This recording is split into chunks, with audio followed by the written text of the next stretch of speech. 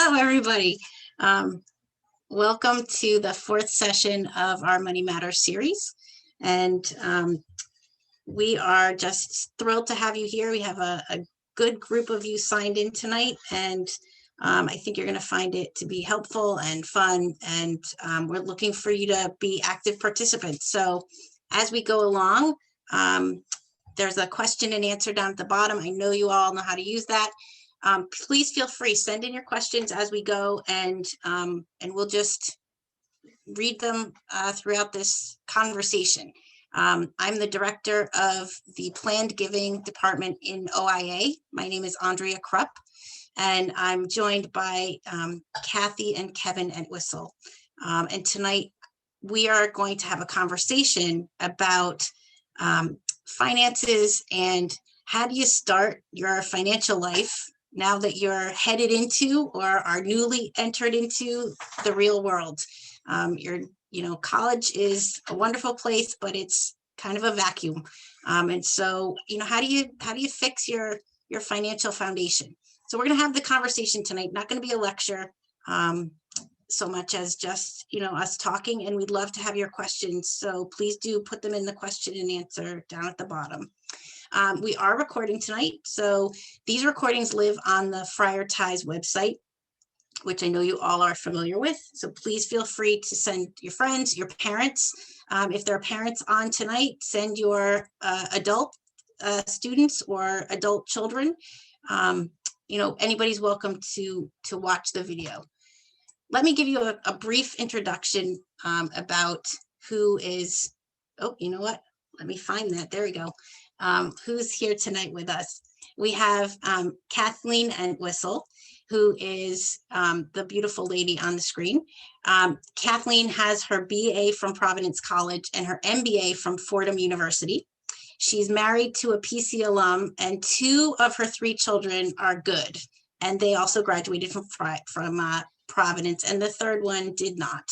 But she has 2 friars in her family as well as she and her husband. Kathy has a slew of alphabets after her name, having earned many certifications, licenses, and degrees. One of the coolest titles that I think she has is Sports and Entertainment Director. Not what we're going to talk about tonight, but I think that's just awesome. She leads Entwistle Partners within Morgan Stanley Private Wealth Management. And one of the partners on her team is her son, Kevin, who is also, he is one of the 2 good children who went to Providence College and married a friar himself. He is worked in asset management, private banking, and private wealth management, which is what he does now. Like his mom, he also has accumulated many certifications. He brings an entrepreneurial mindset, an extensive training, and a fresh perspective to the team. He really enjoys helping the next generation develop a strong relationship with their money. And that really is what I think you'll find tonight that both of them bring to the table. They have this sense of teaching and communicating about finances that makes it easy and fun and really not intimidating. So without any further ado, let's get started. Kevin and Kathleen, thank you so much for joining us tonight. I'm always thrilled to have this conversation with you. Let's talk about college life ending, right? So we've got a big group of folks who registered tonight who are in the class of 2021. And so heading out into the real world, about to get your first real paycheck and leave that security net of somebody else, having housing your housing is all set, your food is all set, and you get your first paycheck. And now what do you do? Kathy, what did you tell your kids? What do they need to think about? Sure. So thanks for having us tonight. We're happy to be here, happy to be speaking with all of you friars. And we all had good experiences in my family, clearly, as a Providence College friar. And we love to come back and be on campus and share ideas. And hopefully we'll all be there soon. This has been a tough year for everybody with COVID, and it's a little bit harder to think about what your future looks like and how to manage this transition from, it's hard enough to manage from last year's college to this year's, college. And it will be a little bit harder probably to manage from where we are today into your like real job world. But you just need to put some basic concepts in front of you and you'll be absolutely fine. So think about college as the time where you're learning independence, and maybe it's more independence about your behaviors and your decisions and things like that. And you feel really, okay, I've had 4 great years, I'm ready to go tackle the world. The only thing is, you probably haven't been as financially independent these last 4 years as you would think. You probably have some dependence on Providence College, maybe on, your family, potentially on some scholarships and things like that. And really, once you graduate, there's a lot of things that are important for you to know. They're simple, they're not complicated, and it's like nothing to be fearful of. We're going to just talk with you tonight a little bit about how to wrap your head around your money and make good decisions for yourself going forward with just some basic steps. You're on mute, Andrea. Kevin, what do you think that you'd like to say first to this group before we dive into budgeting and things like that? Yeah, no, I'm excited to do that. And I would also just take a quick step backward and say thank you. I mean, Kathy and I are very excited and eager to be here and share our ideas with you. So I'd probably echo a lot of that sentiment that you're entering a new world where a lot of the decisions you're going to have to make will start forming this path that you take. And it's really important to pause and educate yourself on what these decisions mean for your life down the road. Because we think a lot in terms of, and when I say we, I mean that millennial cohort, we think a lot in terms of immediate gratification and what can you do for me today, or what can I get accomplished today? And one of the hardest transitions, like a switch almost, that we have to do moving out of college is to then think about our long-term future. And so, just like Kathy said, we'd love to give you a few ideas just to think about and real action steps you can take to start building and structuring yourself, in a sound way for your future. So, guys, is a budget where you start building savings, a budget? How do you start this conversation, Kathy? Sure. What do you do? And absolutely. And so you started by asking me, how did I talk to my kids about when they graduated college and so forth. So I'm a really big believer in personal responsibility and taking ownership of your future. You don't want someone else to decide what you can and cannot do in the future. You have to, education is knowledge, right? Knowledge is power. And you don't want to give your power away. And your money is also going to give you the opportunity to make decisions for yourself. It's not going to make you happy. It's not going to make you unhappy, but it's going to give you an opportunity to use it in your best interest. So I basically told my young adult children that it's, college is a time when you leave college, you're getting ready to graduate, or the first couple of years when you're on your own, it's time for you to take ownership of your financial independence. And there's nothing that's going to make you feel better than knowing how much money you have and what you can do with that. So that is critical and key. A budget is nothing more when you think about it as any money that comes in, your income, if you receive gifts for holidays, birthdays, whatever that may be, money in minus money out. And of course, that's expenses, rent, cell phone, whatever that may be. So it's just a way to look at where you're spending your money and how you can be doing better with your money. But I want to just preface it with one thing. When you think about your budget, you can think about 2 things. You can think about, everyone that's a business major especially will appreciate this, quantitative, right? Quantitative is like the numbers, the math of it all. It's all about that, where qualitative is more about your relationship with your money and how are you going to look at your money and have it work better for you. So those are 2 different things to think about and 2 things that you want to look towards and work on. So now, I understand what a budget is, but, we live in a world where everything's done online, right? My banking is online, my bills are online. So if I set up my automatic payments and I have all my banking online. Why do I need a budget? I mean, why can't I just set up, everything and make sure that it just gets paid, and then I see, okay, everything's paid and I'm done. Why do I need a budget? And then I'm gonna have Kevin just jump in. You need a budget because you need to benchmark yourself. It's your scorecard. It's like, how am I doing? And with a budget, you want to have money to spend today, but you also want to have money to spend tomorrow, or for larger items or goals that you have set for yourself. And what I always tell our clients is, when money speaks, money says, if you save me today, I will save you tomorrow. And you have to think about that. You don't want to be without money in your future. So it's a fine balance. And Kevin, I know you can speak to that, plus the technology and anything else.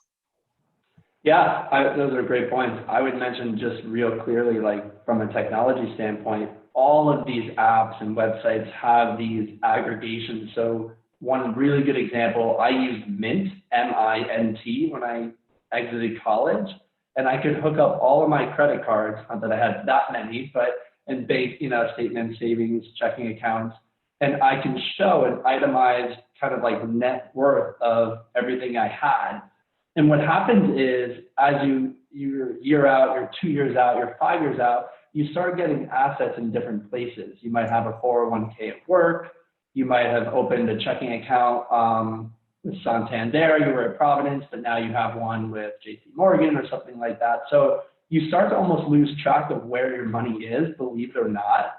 And what these budgeting apps do is, one, yes, they tell you what's going in and out, which is a really important thing to know. It's like knowing your numbers. But the other thing is knowing like where all your money is, because basically what starts to happen is you want to know where you're dedicating your resources, because yes, you have to pay bills and things like that. But again, as you get older, one of the biggest questions that you start to ask yourself is, am I saving enough? Hopefully you're asking that. And in order to know that, you need to be able to, like Kathy said, benchmark yourself, because your hope should be that it's not a linear path of savings. Your hope should be that, based off of your education at Providence and how well you're doing, that it's actually much more upward sloping. So over time, you could be saving more. And yeah, so Mint was a really good example that I used. I would also jump in and say a couple of just key things to think about as you're graduating or as you're starting your careers. Pay yourself first is a critical, I guess, just tool that you want to think about. It's a habit that you're going to build for yourself. And I promise you, if you pay yourself first, which means every paycheck you get, you're putting money aside for yourself before you pay your bills and before you have your fun money, and you save it aside for future. So you can do that in a couple of different ways. One is, if you're working for a company that offers you a 401k or 403b are just terms for a formalized retirement plan at your work. So if your company offers a formalized retirement plan, a lot of times they will match a certain amount of money into your 401k or 403b every year. They will actually give you money. So at minimum, what you should try to do is contribute to your retirement savings plan with whatever they match. And if you can do more, great. And as life goes on and you make more money as you get older, you don't keep the same amount that you're contributing every year. You're increasing it. You're making it a percentage of your salary that you're putting into your retirement plan. The other thing I'll say is you want to have what we call an emergency fund, and you can start building that at the same time. And that's money that you put aside in a very easy to access account. So it could be a bank account in the checking or savings. There's many different ways to create an emergency fund as you get older and your life gets more complicated or diverse, I suppose. But for now, just 3 to 6 months of your living expenses in an account that you have easy access to. And you don't have to have that all on day one, just build towards it by contributing a little bit into that every month or every paycheck.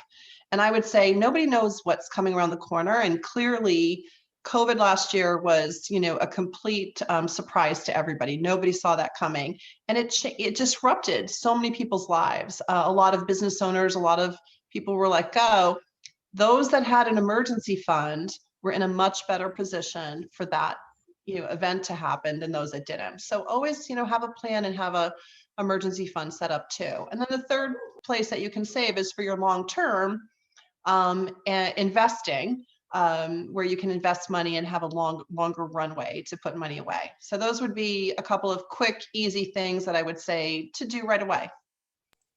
So, do you do this by yourself? Do you trust your, the online budgeting apps? Is that your backup system? How do you build good financial habits and check in to make sure you're doing it the right way? Or, if you have a question, where do you go? How do you do that? Do you just talk to anybody? I mean, how do you build a team around you without spending a lot of money, right? We're not talking to a group that's going to hire a financial planner right away. So what do you do?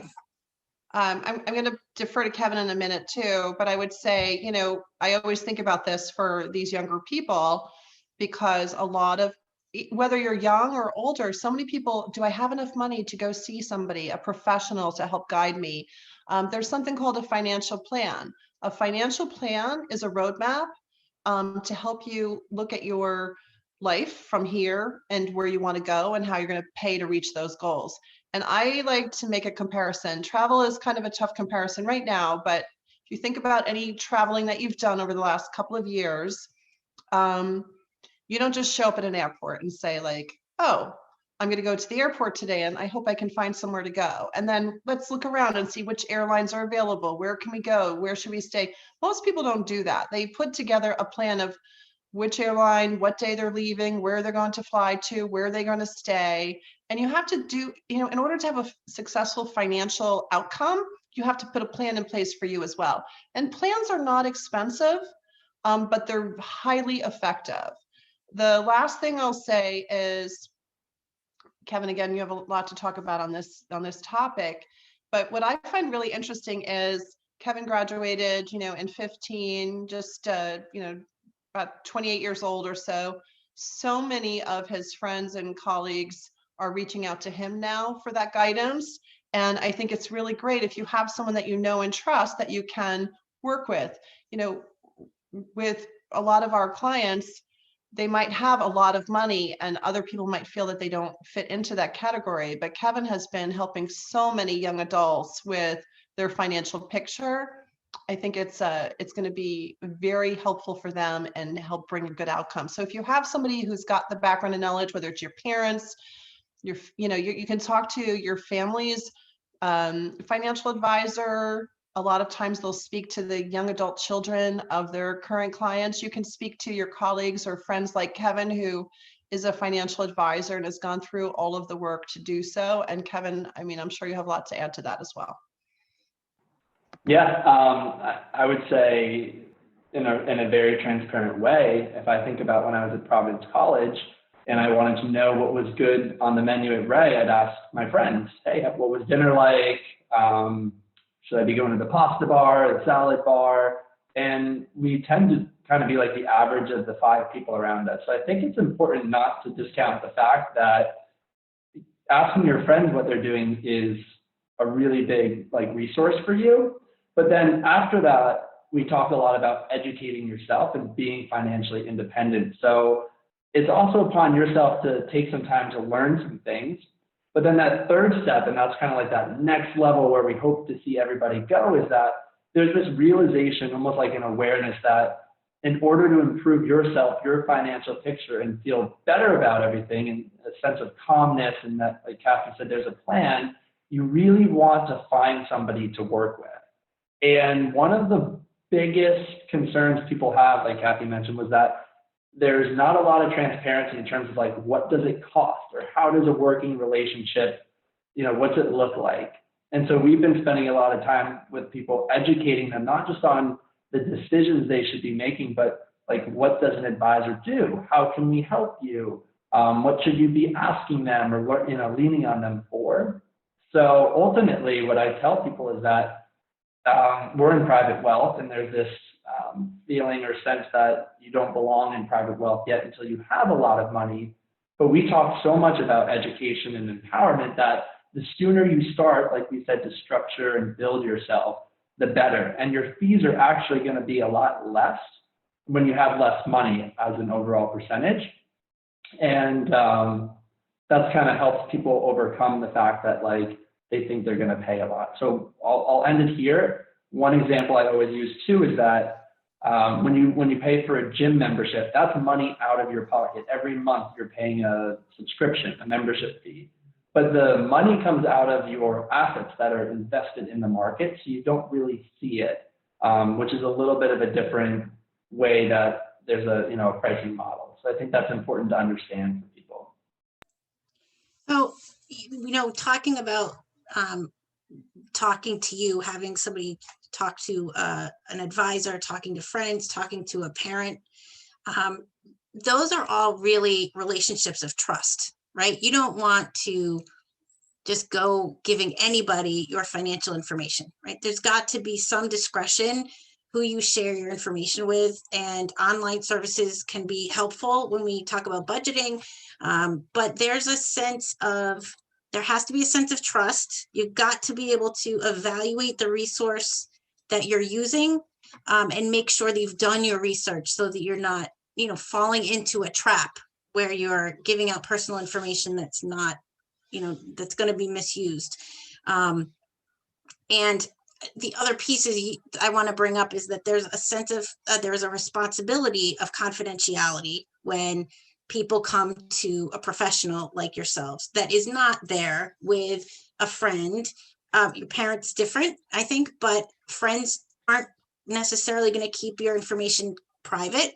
And certainly you put something on the web, there's no confidentiality.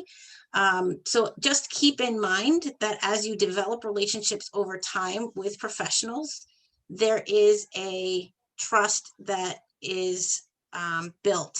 And most of these relationships, and I think Kevin and Kathy, correct me if I'm wrong, but you start with someone and you build a relationship over time. And so if you started with someone early, whether it's right out of college, a few years out of college, and you start having a conversation to lay that foundation, then as you grow, as you build your practice, as you build your life, all of those variables get built into the financial plan, and someone else can say, hey, now it's time to go in this direction, or have you thought about, what you're going to do here, right? I think that's great, Andrea, because it's about relationships. It's always about relationships and making sure that whoever you're working with really understands who you are. All the points you made were great points. The confidentiality. I mean, if I tore my meniscus, I would not go and try to figure out how to fix it myself. I would ask around for different professional doctors. I would try to interview a few doctors, look up their backgrounds, get a sense of their personality when I met with them, make sure we had a good rapport, and then, move forward and get the surgery done by the professional who's been trained and experienced in it. And I think with your financial picture, you don't realize it now, but there's so many things you can do to either improve your outcome or actually damage your outcome. So by making those changes now and having someone to work with alongside from beginning all the way through the growth of your lifetime, I think is really important. And don't undersell yourself. Like, it doesn't matter if you've got 20,000 to invest or 200,000 to invest. One day you'll have 2 million, who knows? At the end of the day, it's your money, whatever it is, it's important to you. And you have to make sure that you're making the right decisions for yourself, and the people you're working with understand you. The confidentiality thing is kind of funny because I was golfing with my husband one day, and we were in golf carts, and one of his guy friends came over, and my husband's saying hello to him, and he looks at me and goes, Kath, how's my portfolio? And my husband's jaw just dropped. He had no idea that he was a client. And that's that's like the beauty of confidentiality. You don't share it with anybody. And that client, seeing my husband's reaction, it probably made them feel so great to know that he didn't know that we work together. So I think that that's really critical and important. The other thing is security. You said that.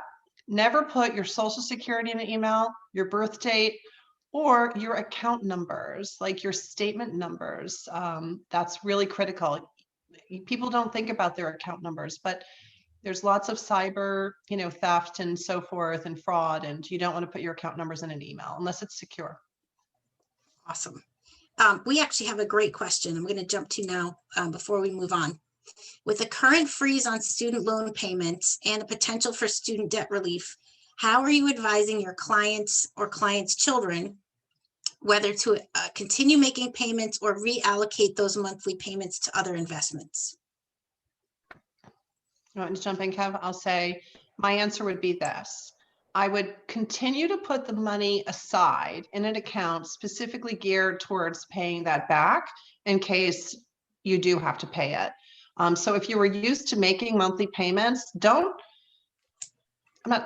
don't necessarily have to continue the payments if they're frozen, but maybe put those payments into an account on the side that you either use if you need to later, or now you're starting to build up your future investing or savings account, emergency fund. So don't spend it, put it somewhere and use it for finishing up a goal or reaching a goal. Yeah, I'd say it's super important not to forget about your long-term savings and goal plans, because we're always going to be confronted with an immediate need for money, whether it's paying off student debt, it could be mortgage, it could be something that we need to dip into our emergency fund for. So the point being is that we're always going to have things thrown at us. And if we forget about down the road, when that time comes, it's going to be a lot harder to deal with than dealing with something right now. And we call that shortfall risk. So a lot of people think about the market investing right now as like it's risky up and down, it's volatile. But we think about when we put together a plan is the shortfall risk. Are you going to reach your goals or not? So it's almost like, maybe pay some off, but pay a little bit into the markets or save too. It's a balanced strategy.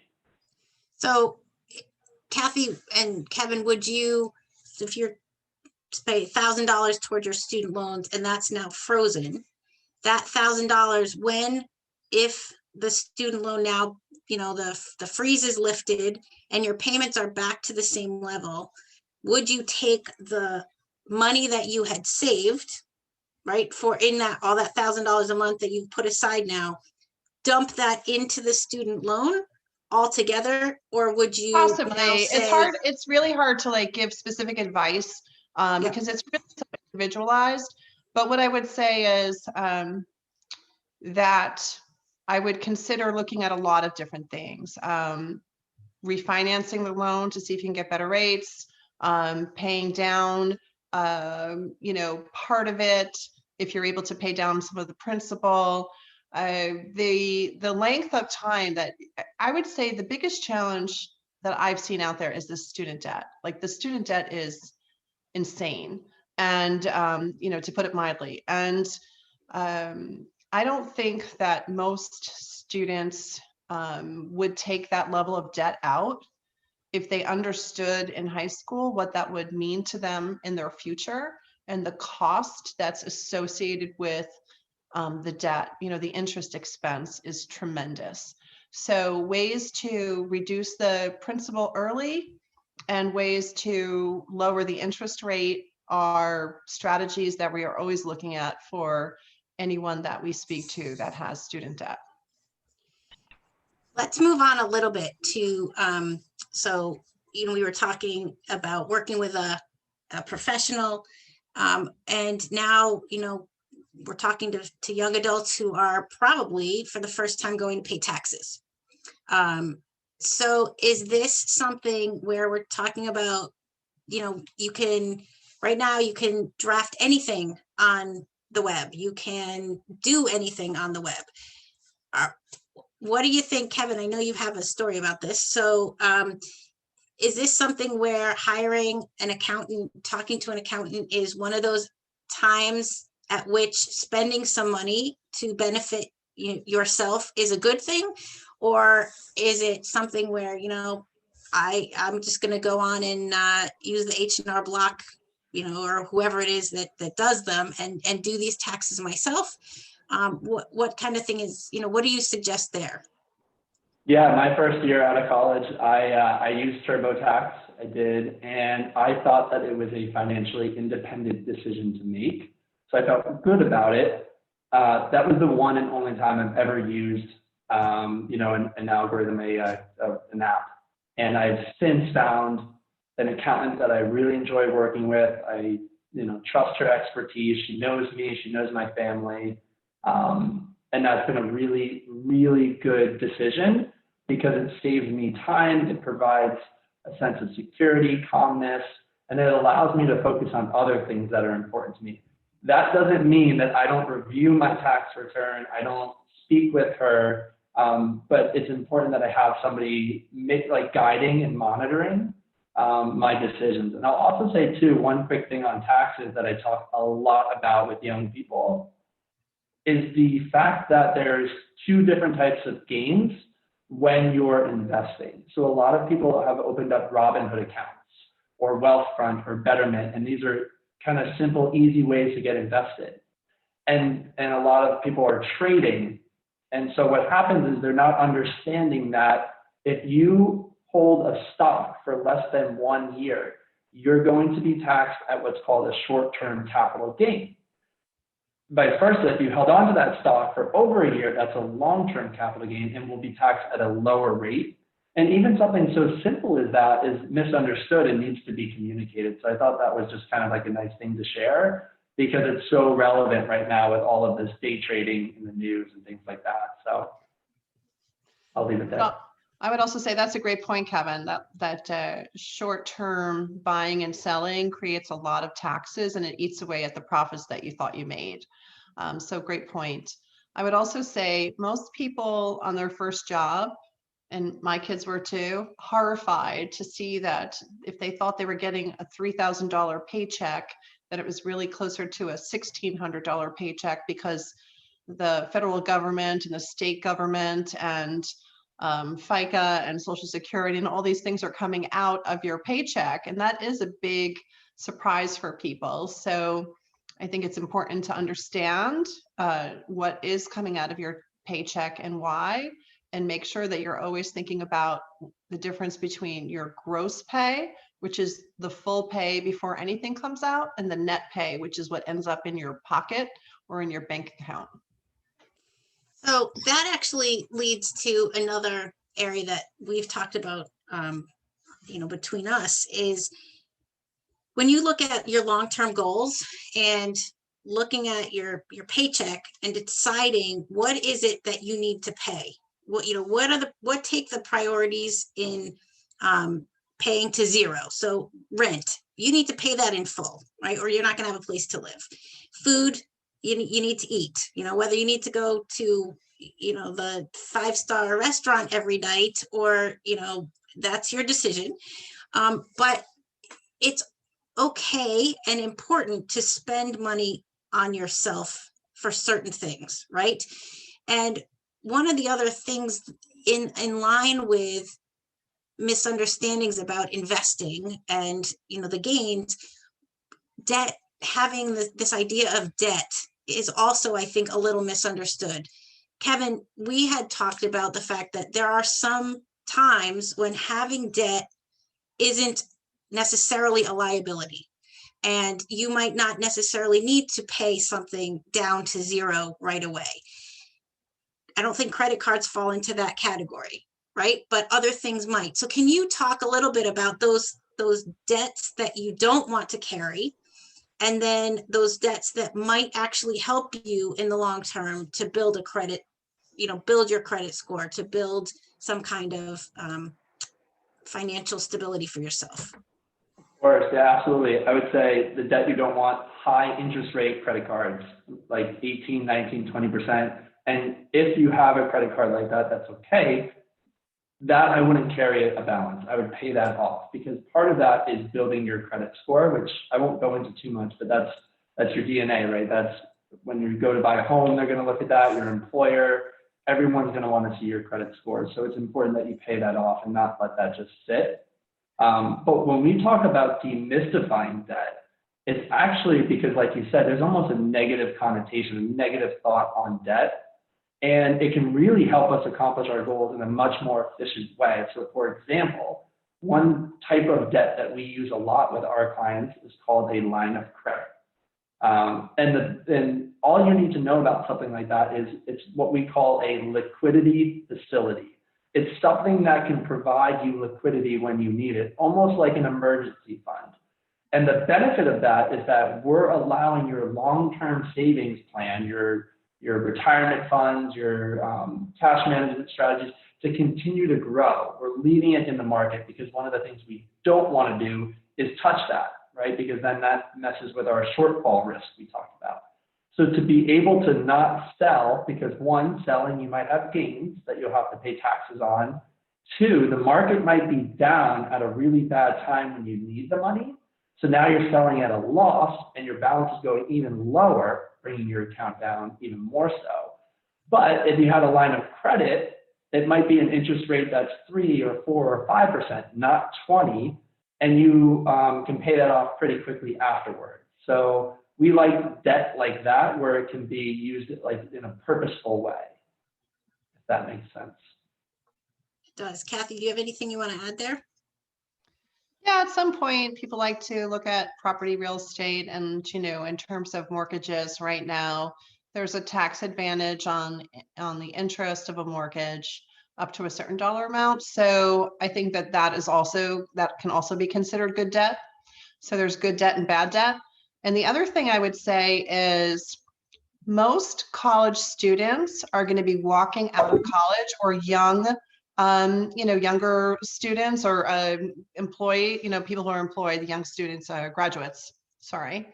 One thing you have to think about is your credit scores. You have a clean credit score. You're starting at 0, and you have the chance to either make a really good financial impression on others or a really bad financial impression. And I call your credit score like your financial DNA, and it follows you around for your whole life, this number. And depending on how good your number is will mean whether or not you get favorable rates when you go to borrow, or you get really horrific rates. And it never makes sense, but the worse you are at paying back debt or paying off your debt or making payments on your credit credit score gets worse and worse. And then if you want to borrow, the rates or the cost to borrow are much higher. And you're going to be the one who has the hardest time paying off the rate, but yet you're getting the highest rate. So it's really expensive. So you are in a position now to make good decisions about your financial picture and create a really strong credit score. So when it comes time to negotiating borrowing, you're in your best position possible. I think that also ties back to this conversation about relationships, right? So nobody's perfect. You get behind. You think that you're going to be paying off that credit card every month, and something comes up and you don't, or you're embarrassed because you didn't pay the last month, and so you don't pay the next month and you avoid the phone calls, whatever it is, right? But when you have a team, whether it's, again, parents, friends, an advisor, an accountant, somebody who is in your corner, lean on them.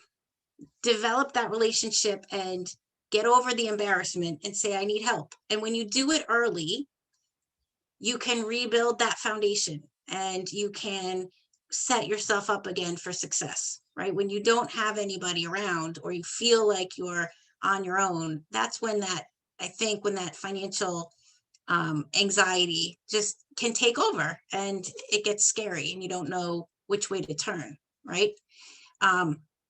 One of the pieces that I want to touch on briefly before we've got about 20 minutes left, but I want to talk about estate planning. And an estate plan isn't something that most students or young adults think about. And an estate plan, like a financial plan, is a roadmap for your future and the transfer of things that you've started to accumulate for yourself, whether it's a house, it might be your jewelry, it might be your furniture in your apartment. It doesn't have to be a lot, but you as an adult are starting now to accumulate some assets for yourself. And a lot of times your name will be the only one on your bank account or on your investments or on a mortgage. What happens if you die suddenly, or you are in a car accident and you can't make a decision for yourself and you need to pay your mortgage or you need to pay your bills? There are a couple of documents that, especially for folks coming out of college and young adults, I think at the bare minimum, you need to put together a will, and you need to have a financial power of attorney and a healthcare power of attorney. The financial power of attorney is something that you give the authority to another trusted adult to access your finances in the event that you cannot do that. So in the event you have a stroke, you're in a car accident is more likely in this situation, and you cannot make a decision for yourself. Something's happened.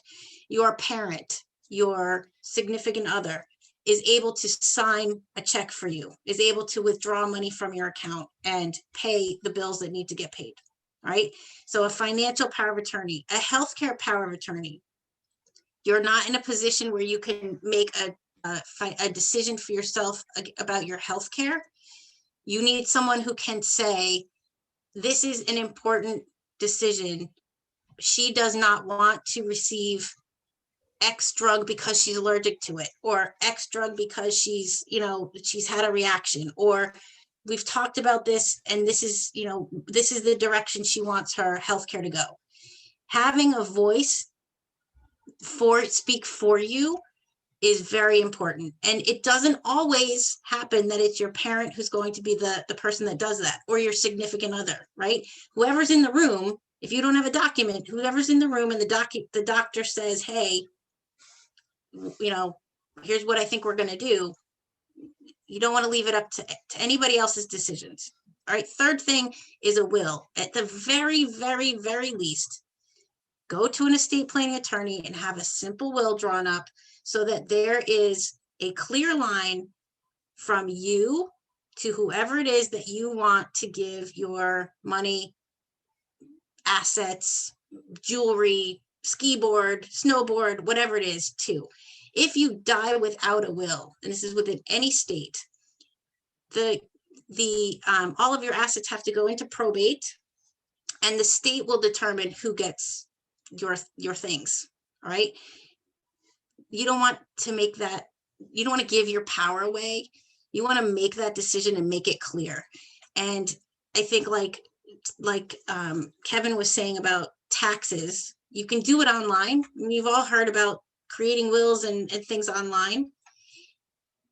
The relationship with an attorney is something that is worth spending money on.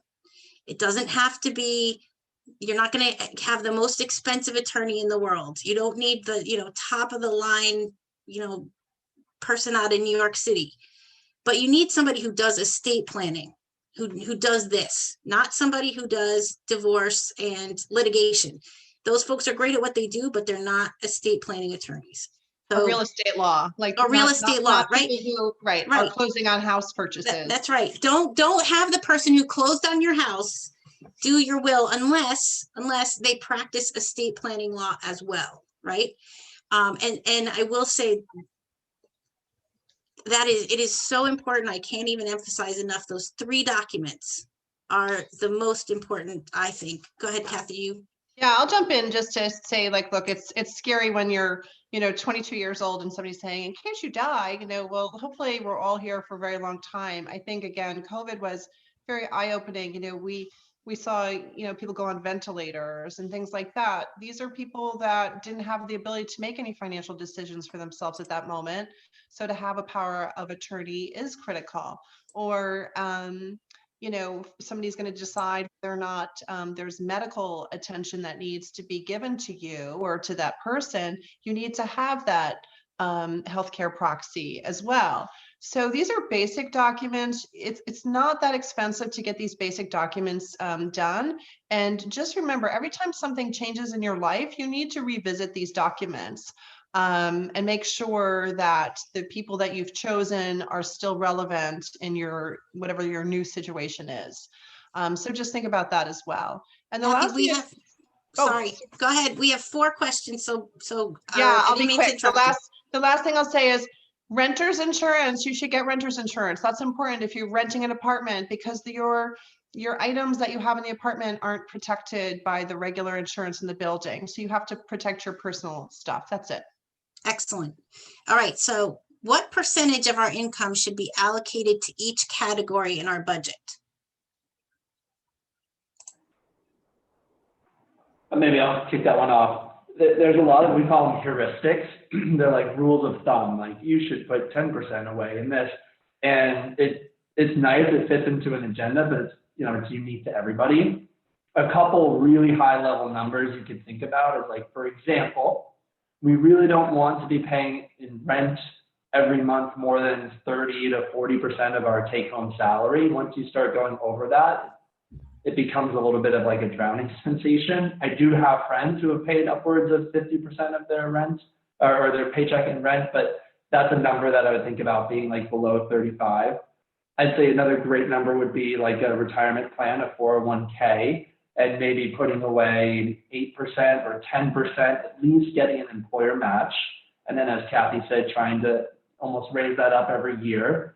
One big question I get all the time is, okay, I'm putting 10% away into my 401k. Should I also do cryptocurrency, or should I also go, invest in this health savings account? And there's all these great bells and whistles. But the one thing we always tell people is, if you're not maximizing your 401k yet, do that first, just because of the benefits of the tax deferred vehicle. You can put upwards of a maximum of $19,500 away a year. And then I'd also think about a 3 to 6 month emergency fund. So if you're not there yet, if you can't live for 3 months out of your checking account, I would think about putting $250 or $500 away a month incrementally, not just one fell swoop, to start building that. So those are just a couple things. I'll keep it short there. Yeah, and that emergency fund isn't your 3 months salary. It's the 3 months of expenses. Very different number. Excellent. Don't students who take on student loans have some sort of credit score already? Yeah, they may have a credit score for sure. And what you need to do, it depends. If it's like a co-signing, it depends on the situation. And, your history isn't really quite there yet, because even if you're a student and you have a loan, you probably haven't started paying it back yet, because usually you start paying it back after graduation. But there are free credit reports that you can go online and, find out what your credit score is. The thing that you need to know is every single time you take out a credit card, whether it's like a local, shop, like a J. Crew credit card, or if you're getting like a national one, like, a bank credit card, that follows you everywhere you go. So you want to make sure if you don't use a card anymore, you close it out. There's lots of different ways to consider credit and how you can build your score up. If it's feasible, would you recommend purchasing an apartment in order to build equity, or rent an apartment? It all depends. I mean, it depends. Yeah. It depends because, first of all, it depends on the price of the apartment and how it, it depends on, is that a good value? If you can afford to do it, if you're able to do so. Like in today's day, interest rates are really low. So if you have the ability to purchase something and leverage it by taking out a mortgage, it's probably a great time to do it. But most young people don't have the ability to do that yet. I don't know, Kevin, you want to jump in there? Yeah, I have a friend 2 years ago who called me and said he needed some help, and he was thinking about purchasing an apartment in Austin, Texas. And he wanted to know, should I buy, it was very binary, should I buy an apartment and put my money there, or should I invest the money in the market? And we came to the conclusion that he ultimately bought an apartment. He understood that there's maintenance costs, there's closing costs, insurance, taxes, all of these kind of like hidden costs as part of that. And he was okay with it. And we came up with an investment plan on the side to at least put a little bit away into the market as well. So it wasn't binary. He ended up doing both things. But I think it's important to think about it that way. What would you suggest that students do right now to build their credit, having only a few years of credit history? I'd say first off, if you have the cash on hand, never put more on a credit card than you can pay off. That was always a rule that was taught to me by my parents. And if you have cash on hand and can pay off a large bill, that looks good too. So a lot of people ask me, should I open a Chase credit card, Sapphire, or American Express? And I always tell them, if you can spend that first $3,000 or $5,000 in a couple months and pay that off, that looks good, because if you're showing the creditor that you can pay back a large sum. So that's like one idea of many. And then another idea I guess I could think of would be not having too many credit cards, right? So like using one and kind of like maximizing your points too is really important. That was some concept I did not understand coming out of college, that you can accrue points, especially like for airlines or groceries or things like that. So that also can look good. I don't know if Good. That's excellent. We've got like questions or comments, so this is good. So I do want to, somebody made a really good point, and I'm going to reiterate it.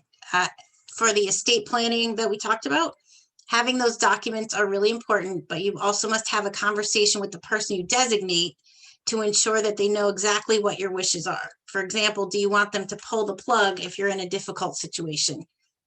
That's all, everything we've talked about tonight, that is a great highlight of relationships and trust and communication, right? Of all these things, your financial stability, your emotional health, your personal well-being, all of that ties into having relationships with people you trust. And sometimes those are people you pay, and sometimes they're your friends, and sometimes they're your family, but none of this is done in a vacuum if it's done well. So thank you for that comment, because that's a really good point. Can you speak to the important aspects to discuss with an employer in terms of compensation and benefits? Yeah, I can say that. First of all, I would say one thing that's really important that we try to, get across to everybody that we speak to is know your worth, know your value. Don't be afraid to ask. I think it's really important to talk about money and benefits and ask what that all is. So you want to ask about everything from, do they have stock options? Is there profit sharing? Is there, retirement plans matching? I think matching is a big one. Do you get bonuses? How do you get measured or benchmarked in your career? What is potential growth path? I think all of that's important. Make sure it's not one-sided. Make sure you're also sharing how you feel you can make a positive impact and where you can add value to the company and the management team as well. But absolutely, there's a lot of different things that you want to see, whether or not they have those benefits for you. And it should be a key part of your decision-making process when you take that job. And from a career standpoint too, really important, make sure you document the work that you're doing. So if you were on a project, make sure you save that project. You can show it, you can actually prove your value, and almost have a list of things you've done. And then as you start to advance in your career, maybe it's 6 months or a year out, you might have interest elsewhere in the company or things like that. You can start to say, hey, I'm really good at this, and you have me working here, but is there any way we can kind of bridge? I'm interested over here. So it just makes for a really helpful conversation. So guys, do you mind, we're at 6:55. Would you mind staying on a little longer after the hour? Because we still have questions I'd love to answer if you can hang in with us for a bit. Do you mind? Sure. Okay. So I'm passionate about a lot of nonprofit organizations.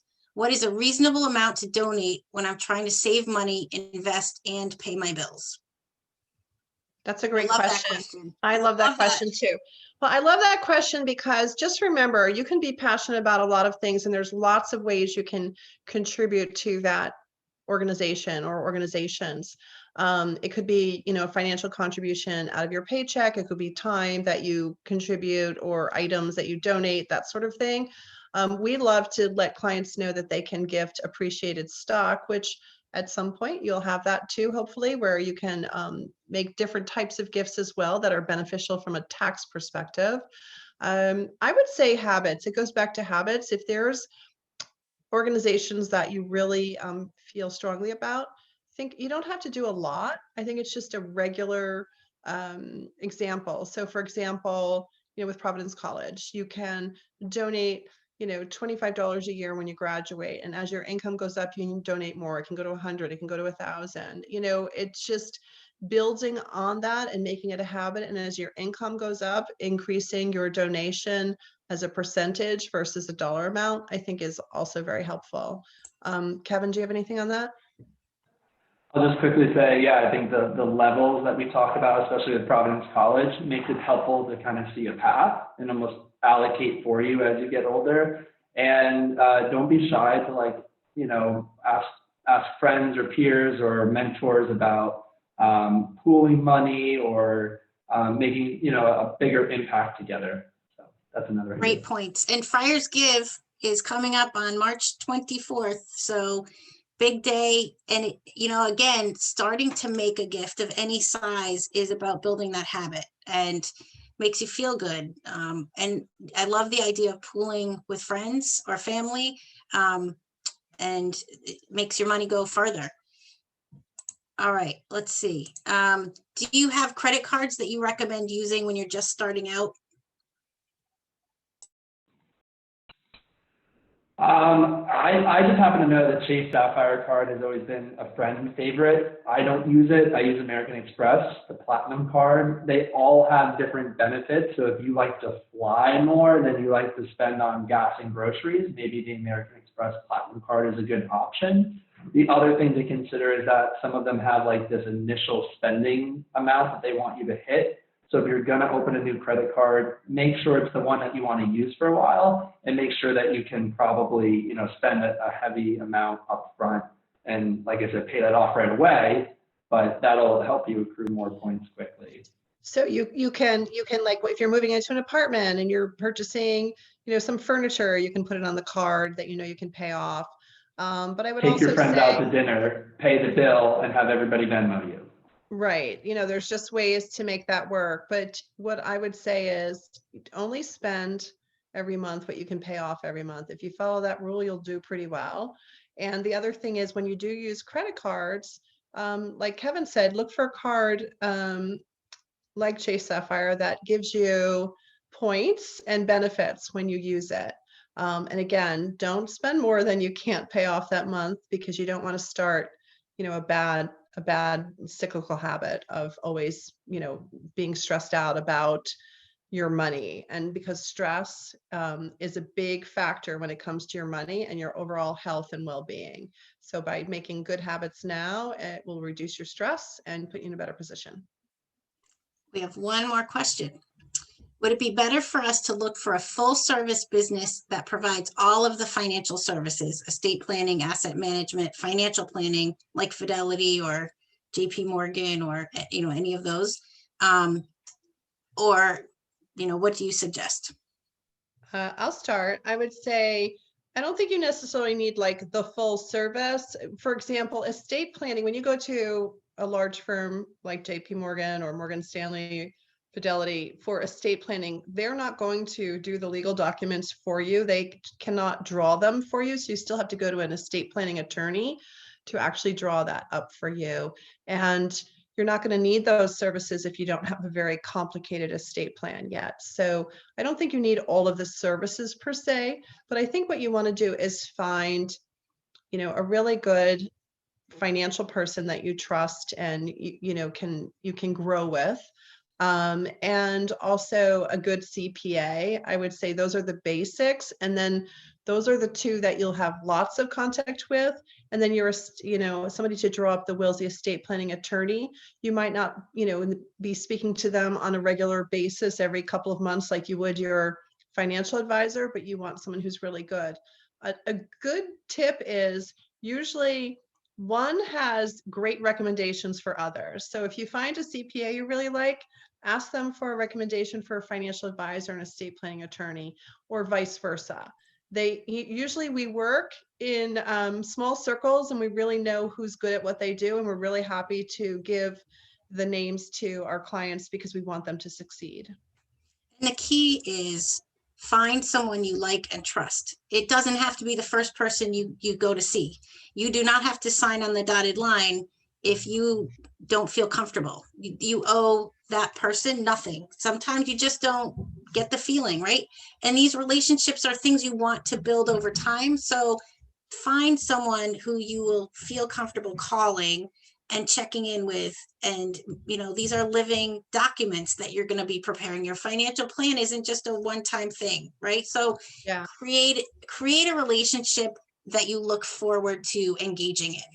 And I would also say the last tip on that piece is make sure you understand who you're speaking with. If they're speaking to you in a language that makes sense to you and it doesn't seem like they're talking over your head, that's a really good sign that it's, you know, a good fit. There's probably a few things to think about, but that is key. Are they listening to me? Do they understand what I'm asking and saying about my priorities when it comes to my goals and values? And do I understand what they're saying back to me? Thank you. Thank you so much to all of you who came tonight, and Kevin and Kathleen. It's always a pleasure to be with you, and I really appreciate it. If you have time, there's a link in the chat to the survey. Please do let us know what you liked, what you didn't like, what we can do next year for students, for graduates. We really do want your feedback. So please do take our survey, and don't forget about Friars Give. All right. Thanks, everybody. Have a great night. Thanks, Andrea. Bye, everyone. Thank you. Bye.